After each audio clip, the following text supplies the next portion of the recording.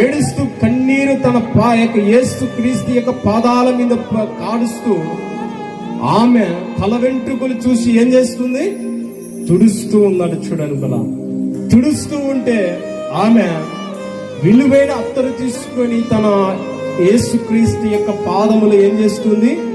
తుడుస్తూ ఉన్నది. చూడండి కదా, ఎందుకు ఇక తుడుస్తూ ఉన్నది? ఈయన ఏ పాపము, ఏ కపటమును, ఏ పాపము తెలియని వాడు, పరిశుద్ధుడు.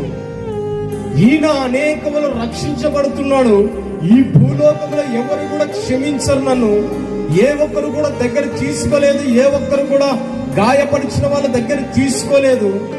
ఏ ఒక్కరు కూడా దగ్గర తీసుకొని రోగాలు కూడా బాగు చేయట్లేదని ఈమె ఏం చేసింది?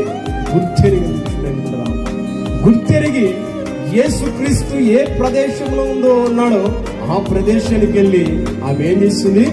యేసుక్రీస్తు పాదాల పట్టుకొని కన్నీడు విడిచి ఆ యొక్క వెంట్రుకలతో చూచి విలువైన అత్తరుతో ఆ యొక్క పాదాల కడిగి ఉన్నది. చూడండి కదా, పాదాలు శుద్ధి చేసినప్పుడు ఆమెను ఏం కలుగుతుందంటే యేసుక్రీస్తు చెలివిస్తూ ఉన్నాడు, అమ్మా నీవు విస్తారమైన పాపములు ఏమైనా క్షమించబడినాయంట. ఎందుకు క్షమించబడి ఉన్నాయి? ఎందుకు ఆయన క్షమించవలసి వచ్చిందంటే ఆమెలో ఏం కనబడుతుంది? మార్పు అనేది కనబడుతున్నది. జీవితంలో ఆమె మార్పు అనేది కనబడుతున్నది. ఎందుకు కనబడుతుందంటే ఏదో కన్నీళ్లు విడిచి ఏదో పై మాటలు చెప్పలేదు, కానీ ఆమెలో ఉండే పాపాలంతా ఏం చేస్తుంది? కన్నీరుతో తెలుపుతూ ఉన్నది.